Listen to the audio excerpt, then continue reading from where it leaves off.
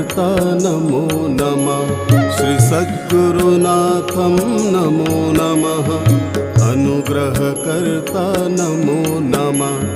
शक्तिपात समर्थ नमः। श्री रामलाल जी नमो नमः। शक्तिपात समर्थ नमः। श्री रामलाल जी नमो नमः।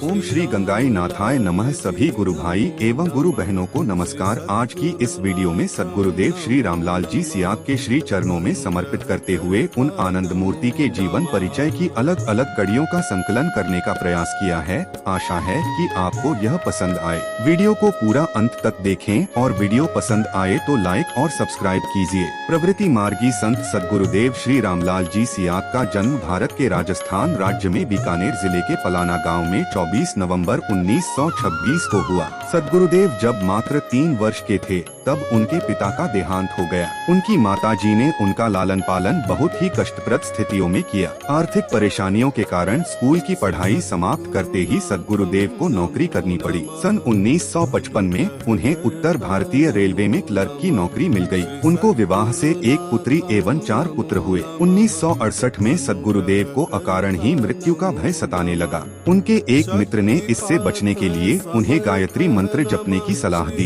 तब 1968 की शारदीय नवरात्रि से उन्होंने 1.25 लाख गायत्री मंत्र का जाप हवन के साथ शुरू किया। इसको पूरा करने में लगभग 3 महीने लगे। जिस दिन उन्होंने 1.25 लाख जब पूरा किया उसके अगले दिन 1 जनवरी 1969 को ब्रह्मा मुहूर्त में सद्गुरुदेव ने गहरे ध्यान में देखा कि उनका शरीर एक दिव्य दूधिया प्रकाश में परिवर्तित हो गया है। शरीर के अंदर उस दिव्य प्रकाश के अलावा और कुछ नहीं है। तभी ध्यान में उन्हें काले भंवरे का गुंजन सुनाई दिया। जब उन्होंने उस आवाज पर गौर किया तब उन्हें महसूस हुआ कि वो गायत्री मंत्र है जो कि उनके नाभि से अविरल जपा जा रहा था। इस प्रकार उन्हें 1 जनवरी 1969 को गायत्री सिद्धि हुई। इस अनुभव को उन्होंने अपनी पुस्तक religious revolution in the world में विस्तार से समझाया है। उनके द्वारा लिखी यह पुस्तक जुलाई 1997 में प्रकाशित हुई है। स्वामी विवेकानंद जी का साहित्य पढ़ने पर उन्हें ज्ञात हुआ कि बिना गुरु बनाए आध्यात्मिक पथ पर प्रगति संभव नहीं है। इससे प्रेरित होकर उन्होंने गुरु की तलाश शुरू की। अप्रैल 1983 में भाग्यवश उनकी मुलाकात बीकानेर से 27 किलोमीटर दूर जामसर में तपस्यारत बाबा श्री गंगाईनाथ जी योगी से हो गई। मई 1983 में दूसरी मुलाकात के समय बाबा ने उन्हें कृष्ण की दीक्षा देकर शक्तिपात की सामर्थ्य प्रदान की। सन 1984 में सद्गुरुदेव को कृष्ण सिद्धि हुई। 31 दिसंबर प्रातः 5:22 पर बाबा श्री गंगाईनाथ जी योगी ब्रह्मलीन हो गए।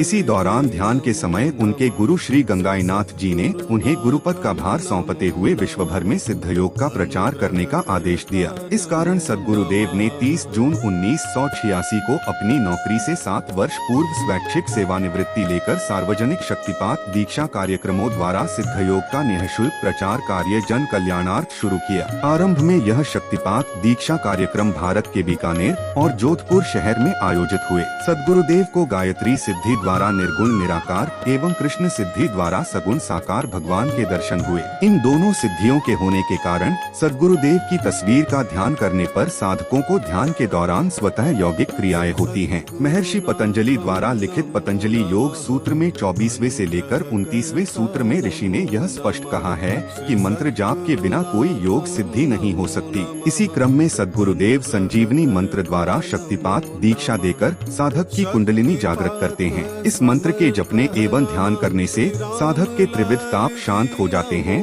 तथा साधक समाधि की स्थिति तक पहुंचकर मोक्ष प्राप्त करता है। यह सिद्ध योग है। विश्व स्तर पर सिद्ध योग के प्रचार को ध्यान में रखते हुए सद्गुरुदेव ने 10 मई 1993 को अध्यात्म विज्ञान सत्संग केंद्र जोधपुर की स्थापना की। आश्रम का निर्माण पूरा हो जाने पर सद्गुरुदेव ने अपने जीवन काल का बाकी समय इसी आश्रम में बिताया। 18 जनवरी 2001 से 5 जून 2017 निर्जला एकादशी के दिन ब्रह्मलीन होने तक वो इसी आश्रम में रहे एवं यहीं से उन्होंने उन्होंने अनगिनत शक्तिपात दीक्षा कार्यक्रमों द्वारा साधकों को सिद्धयोग दर्शन की प्रणाली से अवगत कराया। विश्व स्तर पर इलेक्ट्रॉनिक मीडिया की महत्ता को ध्यान में रखते हुए 25 दिसंबर 1997 को सद्गुरुदेव ने अपनी वेबसाइट www.thecomforter.org लॉन्च की, जिस पर सिद्धयोग दर्शन से संबंधित सारी महत्वपूर्ण जानकारी उपलब्ध है। जैसे जैसे सद्गुरुदेव के सिद्धयोग द्वारा असाध्य रोगों के ठीक होने की खबर आग की तरह फैली, वैसे वैसे भारत भर के अनेक शहरों में उनके दीक्षा कार्यक्रम आयोजित होने लगे।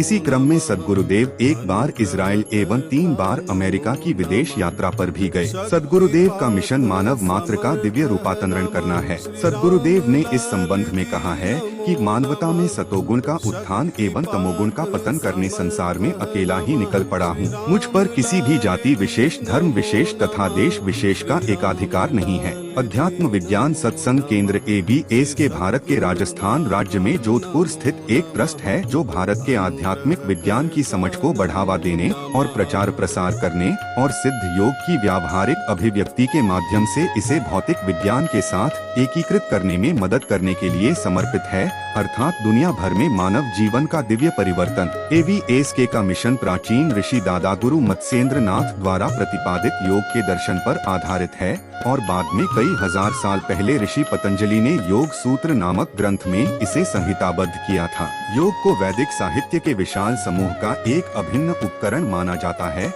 जो भारतीय आध्यात्मिकता के संपूर्ण दायरे को कवर करता है। योग सूत्र, जिसमें केवल 195 सूत्र शामिल हैं, अष्टांग योग के 8 चरणों को स्पष्ट रूप से समझाता है, जिससे एक साधक आध्यात्मिक पथ पर आगे बढ़ते हुए गुजरता है। योग शारीरिक और मानसिक कष्टों को दूर करने और मानव शरीर में मनोशारीरिक संतुलन को बहाल करने और सामंजस्य स्थापित करने में बेहद फायदेमंद है। हालांकि केवल इस उद्देश्य के लिए इसका उपयोग करना इसके एकमात्र उद्देश्य को छोड़ना है, साधक को कर्मों के बंधन से मुक्त करना, जो उसे जीवन और मृत्यु के शाश्वत चक्र में बांधता है। सद्गुरुदेव सिद्ध योग के अभ्यासी, जिसे मुक्ति का सबसे तेज और सबसे सुरक्षित तरीका माना जाता है, ने मानव जाति को राष्ट्रीयताओं, धर्म, नस्ल और रंग की संकीर्ण पहचान से मुक्त करके एकजुट करने के लिए काम किया है, जो आज इसे विभाजित करते हैं। इस दिव्य ज्ञान को सार्वभौमिक बनाने और मानव जाति को बदलने और सद्गुरुदेव के आदर्शों को वास्तविकता में बदलने के लिए उन्होंने अध्यात्म विज्ञान सत्संग केंद्र नामक एक ट्रस्ट की स्थापना की है। www.thecomforter.org। सद्गुरु रामलाल जी सियाग और दादा गुरु श्री गंगाई नाथ जी महाराज की कृपा सभी पर सदा बनी रहे, यही प्रार्थना करते हुए अब हम अगले वीडियो में मिलेंगे, जिसमें गुरुदेव ने एक प्रतिष्ठित मैगजीन में एक इंटरव्यू दिया था। पुनः अधिक जानकारी के लिए विजिट करें www.thecomforter.org। जय गुरुदेव जी की जय, दादा गुरुदेव जी की।